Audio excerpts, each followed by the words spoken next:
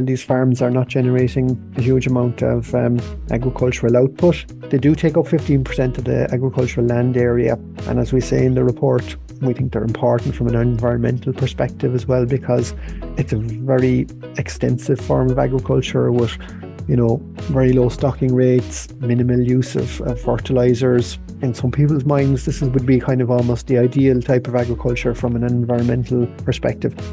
It's great to be back with another Environment Edge podcast, and you're very welcome to the show. What's the definition of a small farm in Ireland, and what does the future look like for these farms? Head of Economics at Teagasc, Trevor Donnellan, joins us to discuss the Small Farms Report 2022. I'm Cathal Summers. And I'm Deirdre Glenn. We are Teagasc Sustainability Advisors. And we're back for another Environment Edge podcast number 81, and here we go. Trevor, you're very welcome to the show. Why did you carry out the Small Farms Report? And maybe to start off, to get a flavour of it, what exactly is the definition of a small farm? Well, the reason we carry out this small farm report, Deirdre, is to get at what we call the really small farms in Ireland. And these are farms that are producing what we call a standard output of 8,000 euro. So we're not measuring the farms by their size in terms of hectares. What we're looking at is how much they're actually selling off the farm as a measure of their size. So like 8,000 euro isn't a huge amount, as you can imagine. So these are really, really small farms. We have about 135,000 farms in the country, and we're looking at here more or less the bottom 50,000 in terms of their economic size. So we wouldn't have the resources to go and include these farms every year as part of our National Farm Survey. So we survey farms that are bigger than this every year as part of the National Farm Survey. But every few years we do go back and we look at these smaller farms because we want to see how they're doing, because there's a large number of farmers obviously involved in these farms, and it's important to understand what's happening on those farms from a point of view of their sustainability. We were very surprised that there was 48,000 of them in total. That's a large percentage of the total, even. It is, but what you have to understand is that because they're so small, they're small in economic terms, but many of them are very small in terms of their area as well, that these nearly 50,000 farms take up only about 15% of the agricultural land area, and they're producing a very low level of output as well, because these are typically very extensive farms, 8,000 doesn't go too far in this day and age, and it just, when you're talking about it there a second ago, I was kind of thinking like most of the farms that we would see that are small ones around, we're down in the southeast, to be all kind of double jobbing, like they wouldn't be on the farm. What has your results shown? Is there a lot of people with secondary jobs, or is there sole farmers? Yeah, it's if the farm has only an output of around 8,000 euro, then the farm's going to have production costs associated with that as well. And I suppose the other element of the income from a farming perspective is the support payments that the farm is receiving. But as the survey throws up, you're left there with very, very low levels of income from farming coming in on these farms. At the same time, the amount of labour that needs to be put in typically wouldn't be huge. We're talking kind of typically maybe 1/3 of a labour unit, so kind of 1/3 of a working year as such required to operate these farms. So that means that it's probably more feasible on these farms than on bigger farms even to have some off-farm employment. And we see in the survey that a lot of the farms that we surveyed do have either off-farm employment, or in some cases they might have a pension income as well, because the average age of these farmers in some cases would be, or the age of some of these farmers at least, would be an age where they would be eligible for the state pension, for example. Is that the 8,000 that you're talking about there, does that include their basic payments, and I'm presuming what are the main enterprises there as well on those farms? No, I mean, what we're talking about here is the value of what they're selling as a way, as a means of measuring their size. And we use that as a way of deciding, is this actually a small farm or not? We're not using, as I said at the outset, we're not using the area of the farm as the way of measuring its size, because you could have a farm, you could have a horticulture farm that was quite small and it could be generating quite a significant output, for example, Yeah. it was under glass houses now or something like that. So what we're using is an economic measure of size, and it's a measure that's used by the CSO as well. The CSO will categorize their farms by these different size units when they do their census of agriculture, and they're following an EU format that's set down by Eurostat. So we're using the methodology that's used across the EU to decide what's small. But in taking in arriving at their farm income, because we ask these farms then a load of questions to derive out their farm income, we would be including their support payments then as part of that calculation. And the difficulty, I'd say, with part-time farming as well is you can't give it the same time to get that number up, I suppose, the income that you can bring up off it as you could if you're there 100% of the time. Yeah, and I mean that's understandable. I mean, people have in many cases probably a fixed amount of time that they're available to work on the farm. The other activities, if you're working off farm, are obviously going to be the priority time wise. So that's the reality of activity on these small farms in many cases. If they want to cut down on time as well, I see by the report that they seem to specialise. 53% of them are specialist beef farms, 19% of them then are specialist sheep farms. So once you specialise, you're able to focus in on what you're doing and give it the respect that it needs going forward. How was the information gathered, Trevor? I know you have a strong team of people around you. I know a few of them through different courses and things from the past couple of years. Good people. So how was it gathered? Well, yeah, the process, Deirdre, starts from the contact with the CSO. Every 10 years, the CSO conducts the census of agriculture. So the CSO goes out there and takes a look at what's happening on all of the farms in Ireland. So it'll gather in some information about what's happening on these farms, um, how much livestock they have, for example, what land area they have, and a range of other variables. And one of the things they will do then is they use that standard output approach to come up with a size categorization for all of the farms in the country. So the next step then is we go to the CSO and we say to them, we're doing the small farm survey here. Can you give us details, randomly selected bunch of people who are in that size category, that below 8,000 euro standard output. And we then go off and we contact those people and see will they participate in the survey. And some people will and some people won't. And those that won't, we have to move on and then find someone else who will.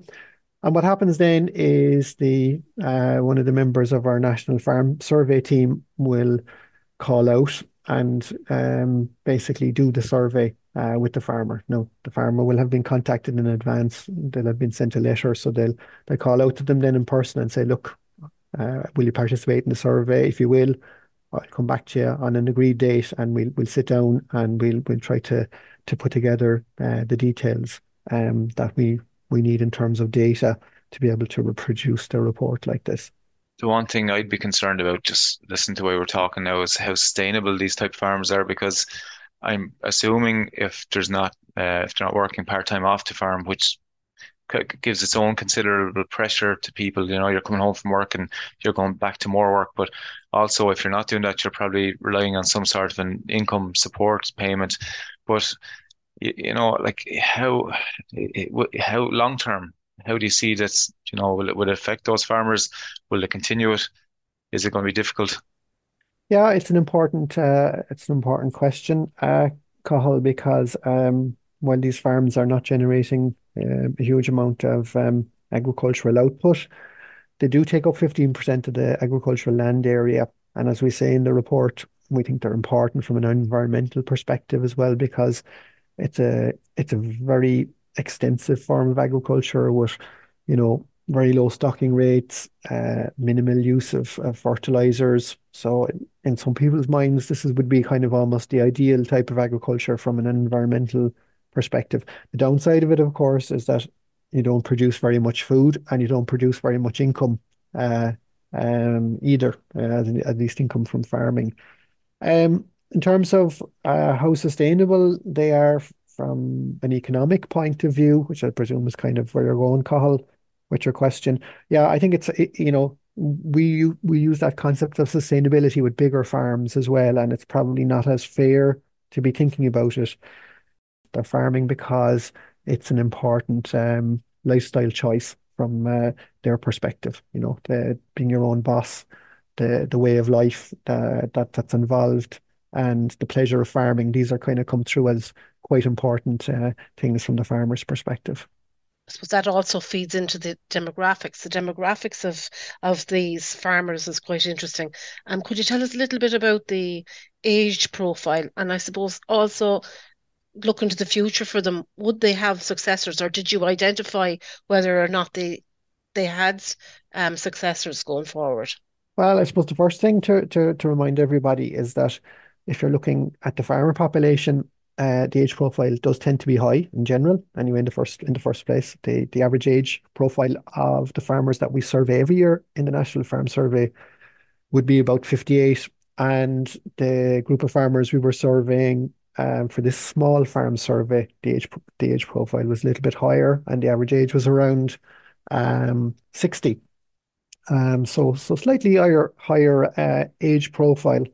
Looking at some of the other kind of demographic aspects, what you see is that there's a higher share of female farm operators in the small farms than you would see in the broader farm population. So, if I remember well, the figure was around about a fifth, about 19%, in fact, of the small farms we surveyed were being managed by women, and that compares to about 10% for farms that are larger than that. So we see that there's a higher share of females operating um, these smaller farms.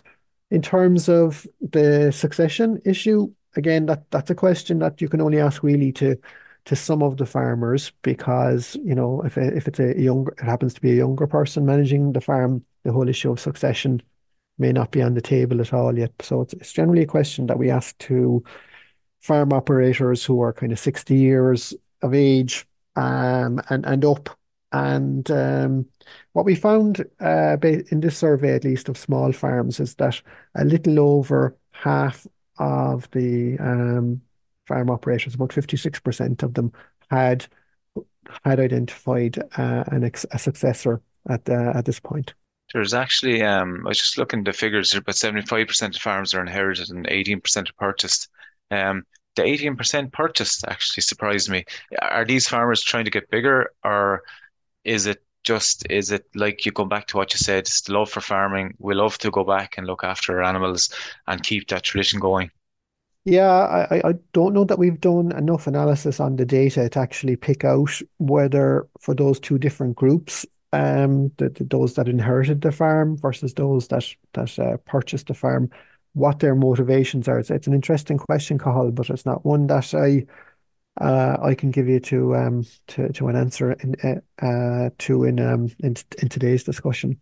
Yeah, and the other thing I suppose that occurs to me as well, sometimes if you look, and it goes back to the question Deirdre were talking about successors, if there's not a successor there and that farm pushes on to the next generation, and maybe there's not opportunities for jobs in the local area, will those farms just come up for sale eventually?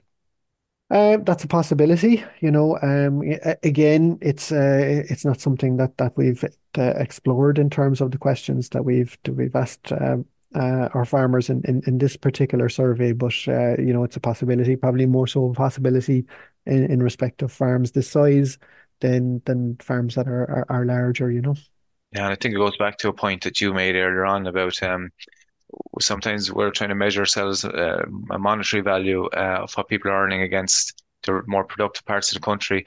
And I know this has been discussed across the country that there is, like you said, certain parts of the country maybe should be paid a bit more for their use of nature. and I suppose to buffer maybe the more productive parts of the country. Yeah, I mean, one of the strange things, I suppose, about Irish agriculture is that, the more intensive farms where farmers have higher incomes, they're being told their environmental performance isn't up to scratch. And then you have at the flip side of it, farms that might be performing quite well environmentally, like these farms, or other farms that mightn't be very much bigger. To be honest, a lot of our beef and sheep farms, while they're larger than these farms, aren't anything like as profitable as our dairy or tillage farms generally. So, but those farms with low levels of income are very often been told that they need to do something about that, and yet their environmental performance, we would say, would be better than some of the more intensive farms. So, what you could draw out of that potentially is that, um, maybe it's wrong for us to expect all farms to perform at the same level across all these metrics. Maybe that's just the reality of farming, that the more intensive farms that generate a higher income may not have as good environmental performance. And while that needs to be improved, certainly, expecting farms to generate a substantial income and to have the type of environmental performance that these farms have here in the small farm survey probably isn't realistic. There's checks and balances here that have to be thought through in terms of what you want agriculture to do in different parts of the country. In the survey, did these farmers intend to continue farming? Or was there kind of a feeling among them that, over time that maybe this would disappear? Yeah. I suppose before I answer that question, Deirdre, one of the things we need to remind people of as well is like what you say you intend to do and what you actually might do afterwards. It can sometimes May not be the same be thing. Yeah, different things. absolutely. And Yeah. we asked farmers what their plans were over the next 5 years. And 5 years can go by so quickly that you may be no further down the road in terms of making a particular decision. But for what it's worth, in terms of the questions we asked farmers as part of this survey, we said, look, what do you see happening 5 years from now, and about one third of them said they expected to continue to be farming as is. About a quarter said that they would consider leasing out the farm, and about 20% of them said they would think about changing farm system or scaling back farming activity. And there were a bunch of other smaller options as well, which were in some cases like a mix of all three, if you and other options as well. But those three kind of were the standout answers that we got. So, I suppose only one third of them saying that they would continue farming as is. In other words, that doesn't mean that there's only the other two-thirds are getting out. That's just to be clear. Some of that other two-thirds were saying that they were going to do something different, but they would still be farming. But there's still there a quarter at least who are thinking, yeah, I might lease out the land now in the next while. In some cases there, probably the lack of a successor coming through is a factor as well. You know, age profile moving upwards and you Location, know, maybe. Yeah. yeah, things like that, Hmm. One of the interesting things actually that came out in the study is that because we thought we'd get a higher response, a higher positive response on this was that the advent of kind of home working now and remote working since COVID happened. There weren't too many farmers who thought that this would improve the likelihood of there being um, a, a future for the farm, particularly, which I thought was a little bit surprising, but it could reflect as well the types of jobs or off-farm work that farmers are more typically engaged in. Maybe, might be more manual type activity that can't be done remotely. They rated highly on technology and phones and phone access, but some of it was to do with broadband. Was access was only 50% in some of the areas, wasn't it? Well, yeah, that was a question we asked them about. Well, we asked them a few questions. We asked them first, did they have broadband access? We asked them, did they have access to the internet via their phone? And then we were asking them, I suppose, the more particular question was, are you actually using the internet or the phone in any way relating to the farm? So about half of the farmers said that they were using their phone to some degree, or either their phone or the broadband to some degree for um, an activity relating to agriculture. So that's a figure that's picked up, I suppose, because it's picking up anyway in terms of general society. But I think there's more, there's more apps out there now compared to what was there previously. There's livestock sales happening online. So it's not surprising, I suppose, that the figure should be moving upwards, because there are more reasons than there would have been a few years ago to be using the internet as part of your farming activity. This is a hugely interesting findings, Trevor, and really enjoyed having a chat to you today. But I think the big thing that comes across for me is that sometimes we need to provide a monetary value on the service that these farmers are providing across the country. It mightn't be just their production, but their environmental benefit, but not just that. They're really intrinsic to the local community. So sometimes these farms are the bedrock of the community, and it's important to protect them. And keep up the good work, because the graphic that you shared with us in the reports are really interesting, and I think we need to keep an eye on these things and make sure that we look after those farms as well and not forget them. I'm happy to have talked to the two of you today, and hope you found it interesting. So there you have it. Tune in next time to hear more interesting chats and discussion. Myself and Deirdre will be back in 2 weeks' time, but do give us a review on Apple and Spotify or wherever you get your podcasts. Thanks for listening to the Environment Edge podcast.